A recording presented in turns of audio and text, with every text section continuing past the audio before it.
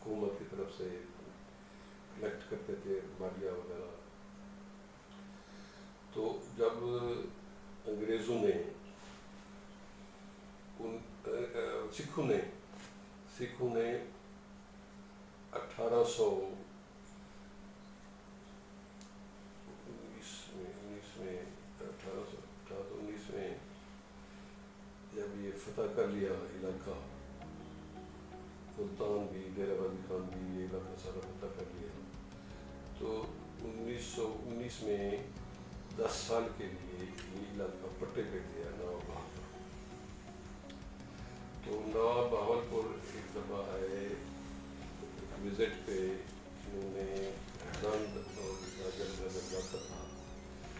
उस वक्त खान अब्दुल्लाह की हुकूमत थी जो अमन शाह अब्दाली ने उन्हें दिया था। तो वो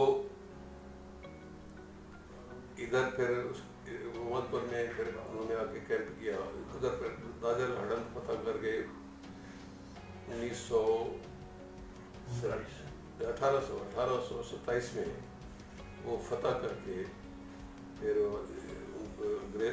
सिखों के लिए फतह करके फिर इधर आ गए मोहम्मदपुर में वसूली करने के लिए। तो इधर आए तो काजी साहब शायद उनको ना वसूली पूरी ना कर सके होंगे, उन्होंने खुदकुशी कर दी। फिर शहर का एक वफ्द जिसमें मौलवी नूर मोहम्मद साहब जो हमारे यहाँ साहिब रोज़ा हैं, वो और उनके साथ कोई भी दीगर अफराद मिल के नवाब साहब को मिले और उनको कहा कि विक्टोरिया साहब को आप देखें। तो फिर वो सरदारी सरदार अहमद खां को दे दी गई। उसके बाद यहाँ के सरदार कुछ ज़मींदार, बड़े ज़मींदार नवाब बहावलपुर के उनकी 1819 से 10 साल के लिए थी। तो ये राजा रंजीत सिंह ने दी थी उनको? हाँ जी, अच्छा, पट्टे पर सही सही, जिसे सिक्का शाही भी कहते हैं, सिक्का शाही। जी जी जी। तो रंजीत सिंह जो था ना, वो 1792 में पंजाब का बना महाराजा। तो उसने मुल्तान को फतह किया 1819 में। तो रंजीत सिंह के बारे में तो ये है कि वो बहुत जालिम शख्स था, और जो नवाब मुजफ्फर था उसको भी उसने वहाँ पे शहीद किया।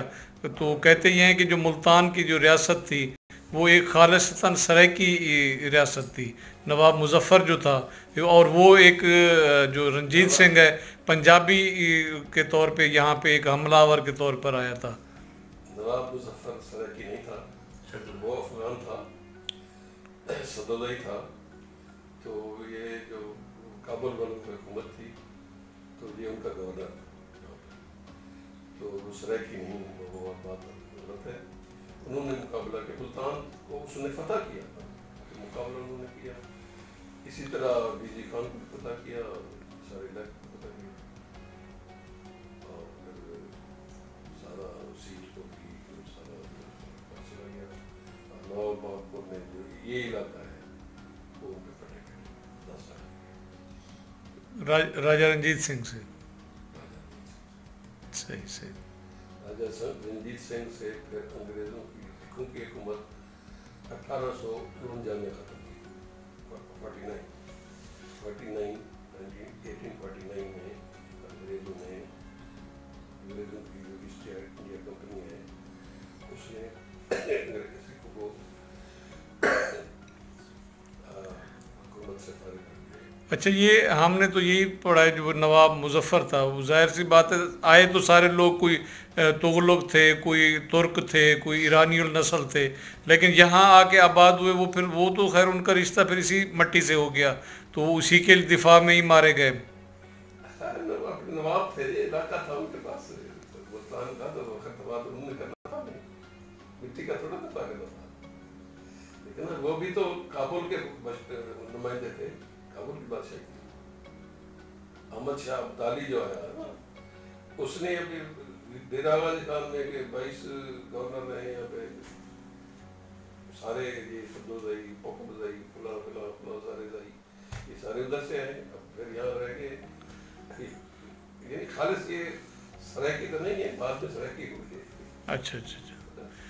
تو یہ مقصد سارے حملہ آور تھے، وہ چاہے افغانستان کے تھے یا ترک کے تھے یا ایران کے تھے، سارے ہی حملہ آور تھے. یہ جو ہے احمد شاہ ابدالی، اس نے جو ہے نا 47 میں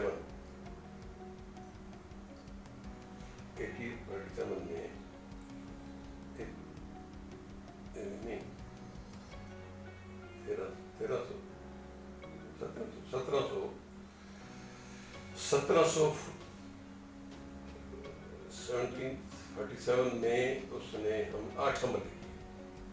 اس نے 8 حملے کیے اس علاقے پہ، لاہور تک، کہ پانی پت میں بھی لڑا، مرٹوں سے، سکھوں سے، سب سے لڑا. پٹیالہ کی ریاست بھی ان کو دے گیا سکھوں کو. ملتان کے بھی سارے گورنر اس کے تھے، ڈی جی خان کے سارے گورنر اس کے تھے، ڈیرہ اسماعیل خان کے گورنر اس کے تھے.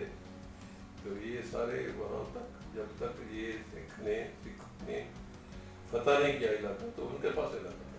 تو اس کا مطلب ہے جو حملہ آور ہے، جو طاقتور ہے، اسی کا ملک ہے، باقی جو یہاں کے مقامی باشندے ہیں ان کی کوئی حیثیت نہیں ہے. یہ تو جی ایک قانون ہے، قدرت کا قانون ہے، جس کی لاٹھی اس کی بھینس. اور پہلے یہی ہوتا تھا.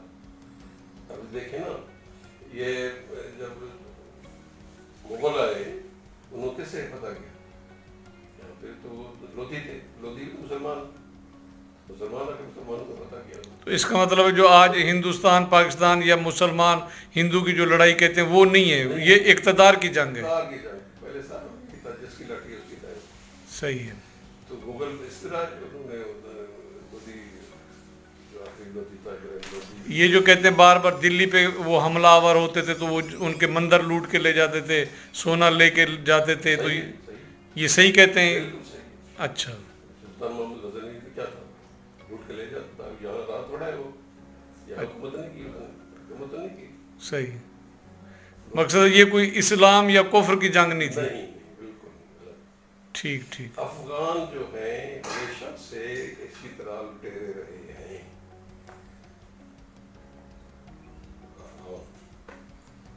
افغانستان بھی احمد شاہ ابدالی نے اس کا نام رکھا. پہلے تو اس کا نام خراسان تھا، کیا تھا، بعد میں نے رکھا. محمود غزنی کا بادشاہ تھا، آتا تھا. اسی طرح احمد شاہ ابدالی، تو وہ جو یہ ان کے یہاں سے لوگ تھے، تو یہ ان کو ہر سال خراج دیتے تھے. خراج نہیں، مقرر تھا اتنا پیسہ دینا ہے. اچھا، ٹیکس جسے کہہ سکتے ہیں. ٹیکس کہیں نہیں، یا شاہراہ کہہ لیں، کچھ یا بھتہ کہہ لیں. بھتہ کہہ لیں. گورنری جو دیتا تھا، جو یہاں گورنر بنتا تھا، وہ ان کو دیتا تھا. اگر نہیں دیتا تھا اس کو اٹھا دیتے. صحیح. بہت شکریہ سر آپ کا، بڑی مہربانی آپ کی. Thank you.